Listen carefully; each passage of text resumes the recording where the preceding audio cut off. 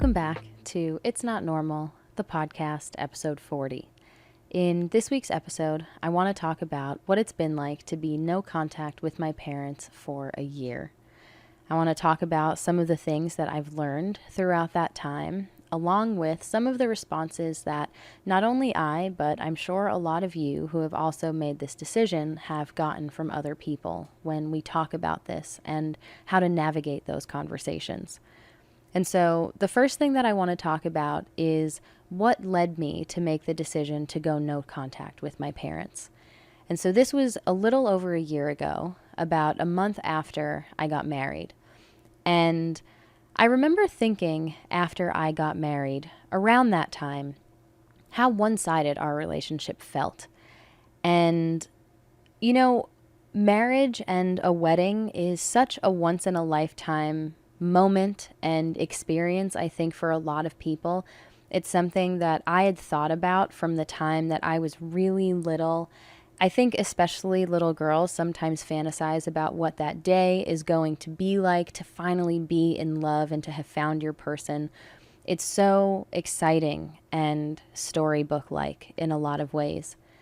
And I remember feeling after my wedding like it was another firsthand example of how my parents did not and do not share in my joy if it does not benefit them.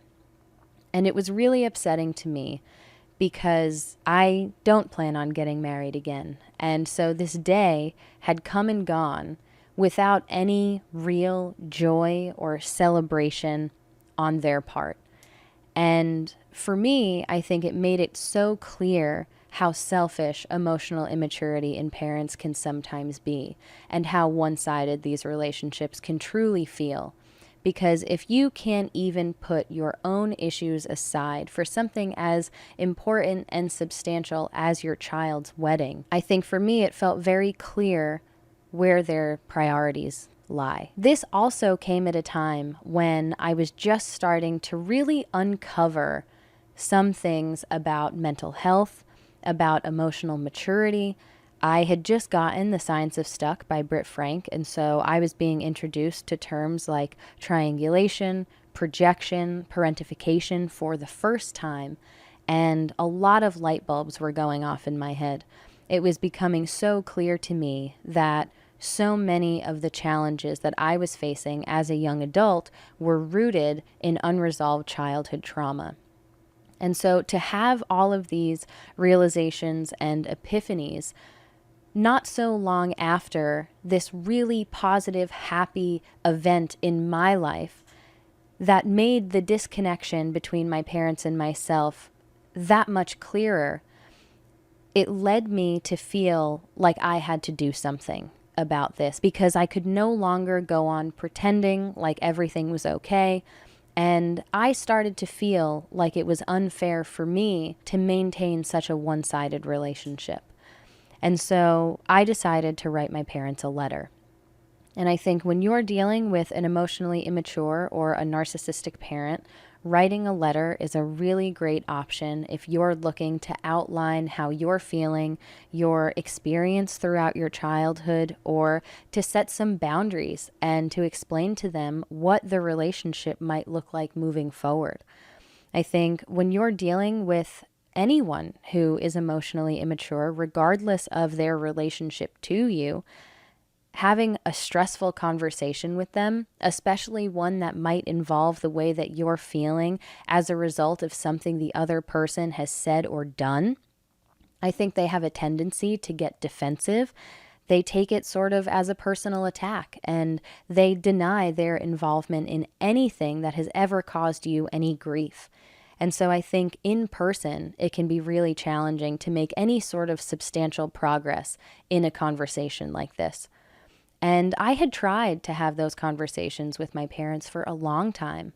I had been asking for the same honest, open conversation to happen for 5 years at that point. And so a letter seemed like the best option for me. And so the reason that I wrote this letter was because I had come to a point where I no longer felt like it was fair for me to maintain a relationship with people who were not putting any work into healing. And so I had a decision to make.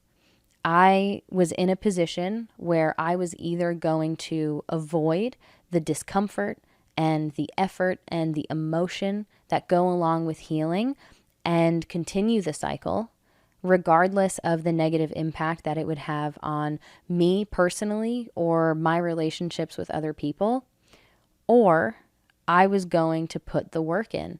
I was going to read the books and do the research and learn how to acknowledge and process my emotions so that I could have a healthier relationship, not only with myself, but also with the people around me. And I made the decision to break the cycle. And for anyone who has gone through this or is currently going through this, you understand what a heavy decision that is to make, because it is a lot of hard work. Healing, not only is it not linear, where you'll have good days and bad days, where you'll have long periods of peace and calm, but then a trigger will resurface and it'll bring up these emotions or these experiences that maybe you haven't yet resolved, but it takes consistent effort. It takes a lot of mental energy. Because the things that I was starting to realize were rooted in my childhood were things like hypervigilance. That was why I always felt responsible for regulating the emotions of people around me. If my husband was in a bad mood, I was fearful, or I was in a bad mood also.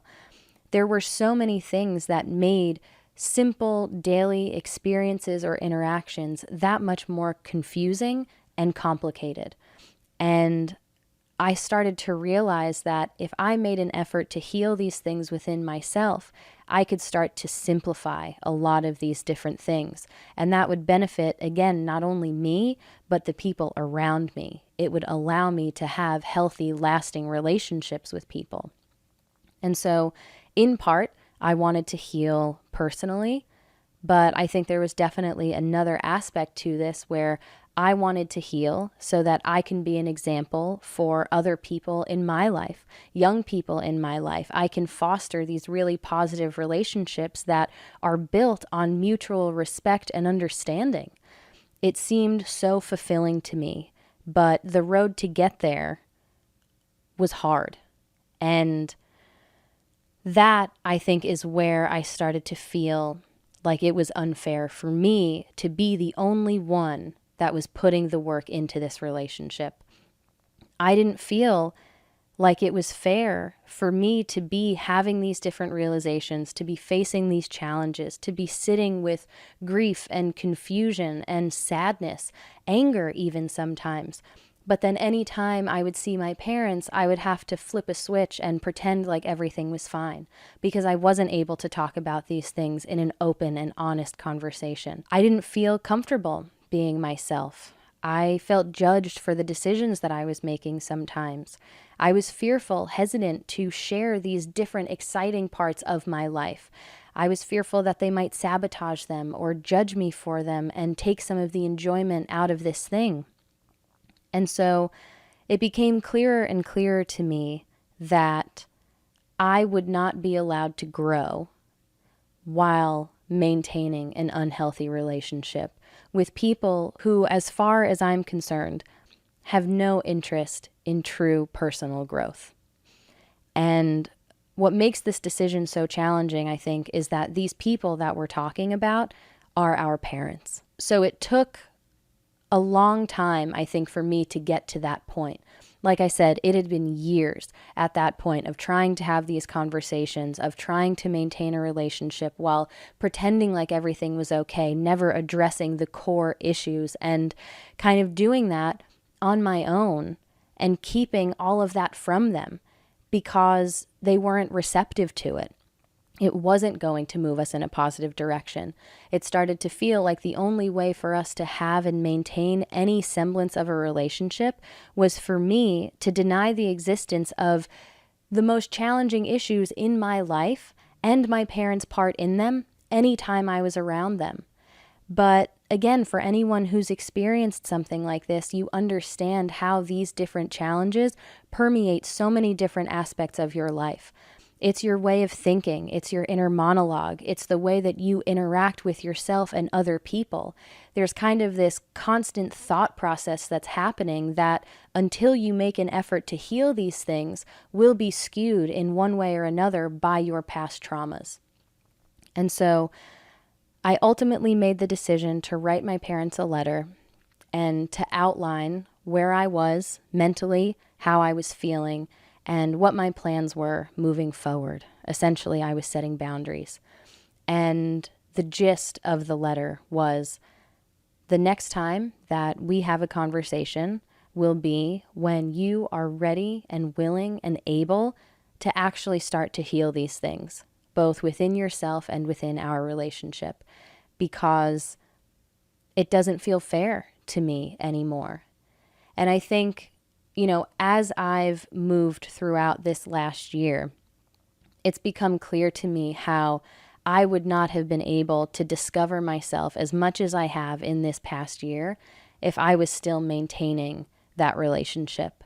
Because I think when you find yourself in those interactions, it can be so easy to revert back to this childhood version of yourself, where you feel indebted to your parents, where you feel like you can't say or do certain things. The love is very conditional and the support is transactional.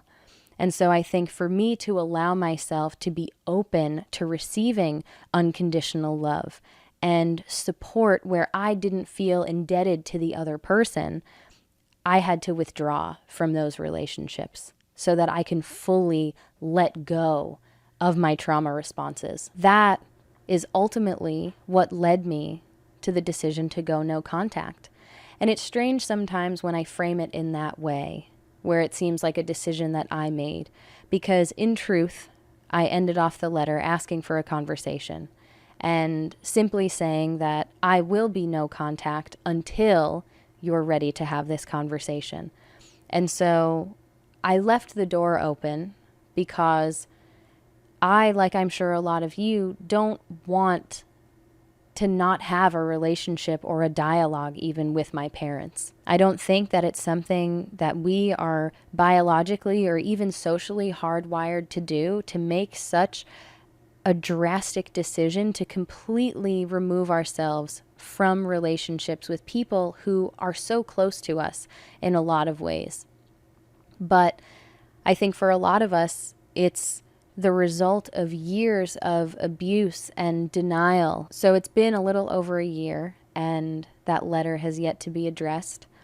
And I've gone through lots of different emotions in thinking about that, but I think I always come back to, I understand that my parents are their own people and that they've lived an entire life before I was even born that I know nothing about.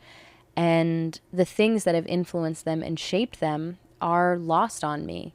And so if this isn't something that they are capable or willing to do, then that's okay. I can't change them, and it's not my responsibility to try.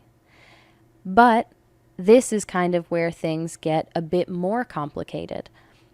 Depending on the nature of your family, both immediate and extended, making the decision to go no contact with your parents might be something that comes up that you might feel compelled to address.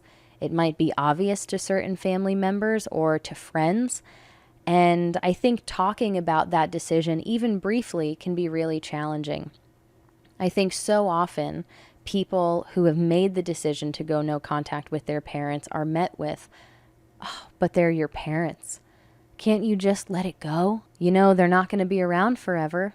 Was it really that bad?" And I think what we need to do when we're talking with someone who has made this really difficult decision is ask ourselves, what was said or done that was so bad that this person would voluntarily orphan themselves? Or if you're speaking directly to a parent, to say to them, "But they're your kids." For someone who hasn't ever really experienced any sort of emotional abuse or trauma, it can be really difficult to understand, I'm sure, how you feel grounded in making what can feel sometimes like a very permanent decision.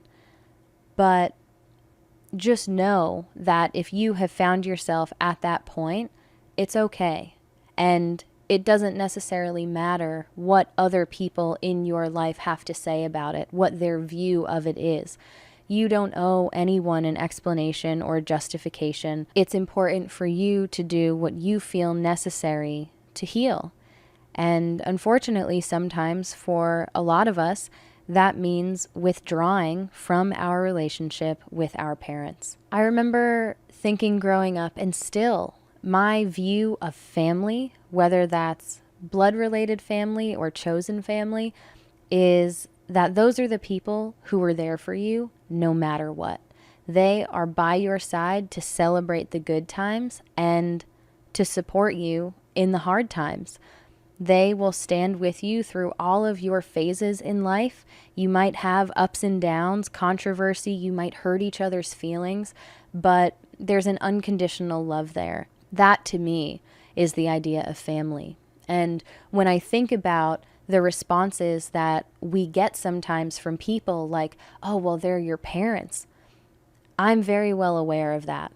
I would love to be able to feel like I can pick up the phone and call my parents and just have a regular conversation. Like I can explain to them how I'm feeling or a decision that I want to make that maybe is really positive for me but doesn't benefit them, and be met with support and reassurance. If I'm ever doubting myself, I wish that I could call them and feel their support.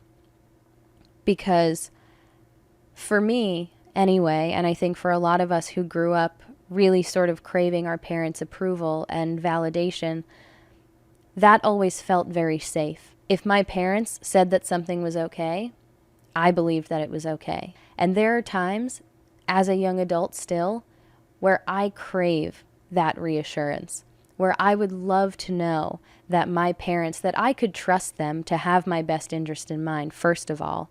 And second of all, to receive that reassurance from them and for them to tell me, hey, you're doing the right thing. I think creating a life without that and fighting against that all the while is so challenging. And I think that's why sometimes when people say these things to you, like, oh, well, they're your parents, can't you just let it go? They're not going to be around forever. This isn't news to us. We're very much aware of these things, but this is sort of our last resort. It's our only option to creating a life outside of this cycle of abuse and trauma. On a lighter note, I want to talk about some of the things that I have learned in the year since I've gone no contact. Because maintaining a relationship with a toxic person or existing in an unhealthy environment can really inhibit your personal growth. I think it can limit your progress because there's still part of you that feels compelled to kind of fall in line with an emotionally immature or a narcissistic parent's narrative. And I think playing that part even sometimes can cause us to revert back to past ways of thinking, to past behaviors, to kind of keep our walls up with other people who are healthier. And for me, what I have found is that completely removing myself from that environment and from those relationships has allowed me not only to discover myself in new ways, but also to be open to new experiences and relationships. And so the first thing that I have learned since going no contact, this is in no particular order, is that the people who care about you will not go out of their way to embarrass you. Embarrassment is a really interesting thing. Shame-based parenting is something that you might encounter when you're dealing with an emotionally immature parent. And when I was thinking about this and asking myself, when throughout my childhood did I feel embarrassed? There were a handful of times that I can remember that my parent almost set me up to be embarrassed. And looking back, I think they did this for a number of reasons, whether it was to make me feel like less than, or to make me doubt my perception of reality, to question myself. Maybe it was easier for them to maintain some sense of control or superiority when they were making me feel small. And this one example always stands out. I was in elementary school, and I had just gotten my first ever flip phone. and it was a very basic flip phone. It was for emergencies only. All it could do was call, and I had misplaced it one day. And I don't often misplace things. I'm very aware of where all of my things are. I like to keep them clean. I like to keep them neat. And so this was troubling for me enough as it was. I didn't like the feeling of not knowing where this thing was. I felt irresponsible. I felt upset. And I also understood that this was a new responsibility that I was taking on as a child that my parents trusted me with. And so I felt guilty for misplacing my flip phone.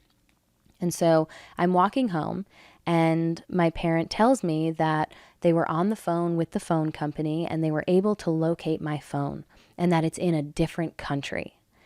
And one of the things that's really interesting, I think, when you're dealing with an emotionally immature or a narcissistic parent, if you are very close with them, I think if you have sort of an enmeshed relationship with them, you know them very well. You've been conditioned to understand their tone and their mannerisms, minor changes in their energy and facial expressions, and interpret what those things mean. And so as my parent was telling me this, I started to feel like they weren't being serious. And so I called them out. And I was like, no, I don't believe you. It sounded like a bit of a far out story. And after me pushing back just slightly, my parent flipped a switch and got angry, got mad and serious. And so I felt like I had to go along with it. I had to believe my parent. And so I went along and pretended like I believed what they were saying, even though I could tell that they were lying. And we get home and they tell me to get on the phone with the person who now has my phone. And so I'm on the phone and there's someone else on the other line who's talking in this really hard to understand accent, and all the while I'm feeling confused and, again, irresponsible, sort of guilty and sad. And at the end of it, long story short, it was someone at my parents' job.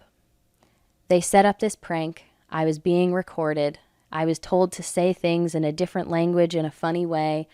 And I remember leaving there feeling so embarrassed because this phone call was on speaker for all of the people at my parents' job to listen to.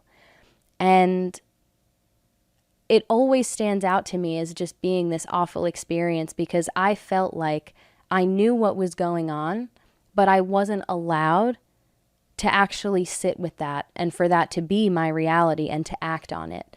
I had to go along with what I was being told rather than what I knew. And so I think that is one of the things that kind of stood out to me since removing myself from this relationship, is that people who care about you don't go out of their way to embarrass you. And sure, you poke fun and you tease one another, friends or partners. There's a line, though. And I think that line is respected when people respect you. And I think branching off of that just slightly, people around you who care about you don't go out of their way to offer unsolicited comments or criticism about your physical appearance. This was something that I perceived to be normal throughout my childhood, even though I knew that it never felt good. Whether it was the part in my hairline or my lack of curves, me being flat as a board and so skinny, or my complexion in the winter. Being a young adult myself and having been around people of all ages, including some little ones, I cannot imagine ever going out of my way to make a negative comment about someone else's appearance or voice, the way their voice sounds, the way their hair looks, the way they like to dress. It's not my place to do those things, especially if there was any chance that the things that I was saying would make the other person feel worse about themselves. Why would I go out of my way to do this? And so that is a very clear realization that I have had over the course of this last year, because I haven't been purposely embarrassed. There haven't been negative comments made about my appearance or when I want to try a new hairstyle or sing along to a song in the car. I think more often than not, it's applauded. I'm encouraged to explore my sense of self and to try new things. And when I'm happy, the people around me are happy for me. And so that is the first one. Next is that I can feel all of my emotions, positive, negative, everything in between, and be met with patience and understanding. And this is something that I'm sure a lot of you have experienced also. When I was living with my parents, I never felt like I was allowed to express any sort of emotion outside of happiness, gratefulness, excitement. Anything that was a bit more negative leaning was sort of off the table, except for anger. I do think that there were times when anger showed. It would be during an argument or a disagreement. It was unhealthy anger. I do think that there is healthy anger, but this was unhealthy anger. And anytime I was feeling sad or upset or like something hadn't been resolved, I felt pressured to keep that to myself. And if there was even a question as to whether or not I was feeling happy or sad, if you thought that I was feeling sad, I will go out of my way to make sure that you know that I'm feeling fine, because I knew that that was not a safe space for me to express my true feelings and to be met with any kind of empathy or patience or understanding. But the truth of the matter is, and this is something that I've learned throughout healing, is that it's positive to feel all of your emotions. And what happens when you allow yourself to feel them is that you can learn how to acknowledge them, you can process them, and let them go. I think the difference when you consistently suppress these different emotions is that they are going to resurface at another time. And it's going to be much harder to understand, much more confusing to navigate, as opposed to just facing them in the moment. But when you are not in an environment to do that, you can sometimes feel like you don't have another option. I remember in The Science of Stuck, actually, one of the things that I highlighted was trauma is what we hold inside in the absence of an empathetic witness. And I think that that perfectly sort of encapsulates this point. I, in this past year, have felt such a broad spectrum of emotions.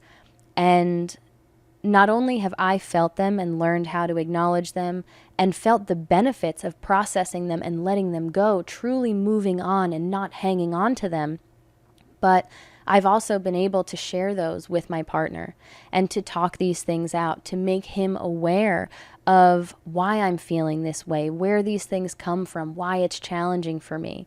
And then we're able to come together and work through it together as a team. There's sort of a common goal of understanding and resolution that I think is entirely absent when you're dealing with an emotionally immature parent, because all they are concerned about is how they're feeling. Something else that I've learned is that I can say no. And again, this to someone who has never experienced any sort of emotional abuse or manipulation might seem so obvious that it sounds silly.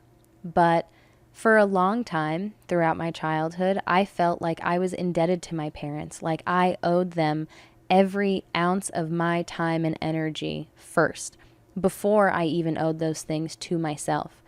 And that, I think, led to me developing hypervigilance, to me becoming a people pleaser. And what removing myself from that environment has done has shown me in practice that I can say no. That if my husband asks me, do you want to watch this movie? And if I'm really not in the mood to watch that movie, I can say no. And an argument will not follow. I won't be made to feel like a bad person. My husband won't be upset and quiet and distant for the rest of the night. He won't criticize my choice of movie if I suggest something afterward. Being in a safe space shows me that I can say no and that it's okay. I think I was so conditioned to prioritize the wants and needs of my parent over my own that anytime I would be asked a question like, do you want to watch a movie? I would interpret that as meaning that my parent wanted to watch that movie and was just asking me for the formality of it. And so if they asked, then I should say yes because that's what they wanted to hear. Never mind whether or not I actually wanted to watch the movie or I would enjoy myself. Maybe I didn't even like it. But if I knew that they liked it and wanted to watch it, then it would be better for everyone overall. And I think when you're conditioned to think in that way, it can be a practice to sort of unlearn that way of thinking. And for me, the only way that I've been able to actually show myself that I am able to do this without facing any kind of negative repercussions is through practice, is to stop and ask myself, do I really want to watch this movie? And if I don't, have the courage to say no and to see what happens. And I think the really wonderful thing about this is sort of how my brain anyway has been rewired, is when I say no and I am met with empathy and understanding, or sometimes it's not even an issue at all. It's just a passing, oh, okay, what do you want to watch? That, I think, allows me to understand that the way that I was raised and the way that I was conditioned to think isn't necessarily healthy or normal. I've also kind of learned that growth is possible, not just personally, but in our relationships. I think when you're dealing with parents, your relationship, navigating these different changes can be really difficult because there may be other people involved. There might be siblings, aunts, uncles, cousins, and depending on the nature of your family, these relationships may or may not be more closely intertwined with one another. And so you might have grown up with a sibling, and neither of you were ever taught how to set boundaries or to directly communicate with one another. There might have even been mistrust that was sown directly into your relationship by your parent. But what I've learned is that as you heal, as you grow, especially if you're both making this effort, you can learn how to acknowledge your emotions and to communicate those things with one another. You can set and respect each other's boundaries. You can have these really difficult conversations that throughout childhood you might have been conditioned to believe would never be possible, and still maintain a positive relationship. And that, I think, gives me so much hope. That's something that I've experienced personally, growth alongside a sibling. And I think something else that has really stood out for me that is still challenging at times, but I am much more open now than I was a year or two ago, is that I can trust others. I can have confidence in others. And I think it's common for children of emotionally immature parents to develop trust issues throughout their childhood and to carry those trust issues with them into adulthood. And this can be for a number of different reasons. I have experienced triangulation with my parent, where my parent would speak poorly about my other parent to me, just really awful things that a child should never hear, that subconsciously was sort of fueling my inner monologue when I got into my first ever romantic relationship, imagining that my partner was saying things like that to their friends about me when I wasn't around. Not only that, but I think this kind of ties back into the first point when we were talking about embarrassment and shame-based parenting. It is not uncommon when you're dealing with an emotionally immature parent for you to go to them and to tell them something in confidence. And rather than them holding on to that and respecting the nature of that conversation, they will look at that as a bargaining chip. Where now if you're put in a compromising position and they want you to do something for them, they have ammunition. They have this thing that you have told them in confidence that they could tell to other people that would be really hurtful to you. And so rewiring your brain to actually learn how to trust people, not only when you're not around, but also when you're directly communicating to them, when you are allowing yourself to be open and vulnerable, to believe that you have their confidence can be really challenging when you've been betrayed by someone who was supposed to be so close and protective of you. I can also trust both myself and my partner, my friends, to stick with me during times of change. Change was always so scary for me. I think for so many of us, it's common to feel fearful of anything happening, of anything changing, because emotionally immature parents, I think, have a hard time navigating change when things don't go to plan, when things don't go their way. And I think as their child, we can sometimes be pulled in to those repercussions. We can feel the negative effects of change. And for me, it's been eye-opening and reassuring, at times unbelievable, to know that I can place my trust in my partner, in a friend of mine, to navigate change. And for that experience to not have a negative impact on our relationship. I think that has been probably one of the most transformative realizations that I have had. And so I think those were really some of the most substantial things that I have learned in my year of being no contact with my parents. And there were a couple of things that I just jotted down that I'm not going to elaborate on too much, but I wanted to throw these in there also. The first is that I don't have to get up every time that my husband gets up. I was talking to him yesterday about some of the things that I wanted to talk about in this week's episode, and when I brought this point up, he said, yeah, you don't have to put your phone down every time I put my phone down. And that was one of those things that I was aware that I was doing, but I didn't know that he was aware that I was doing that.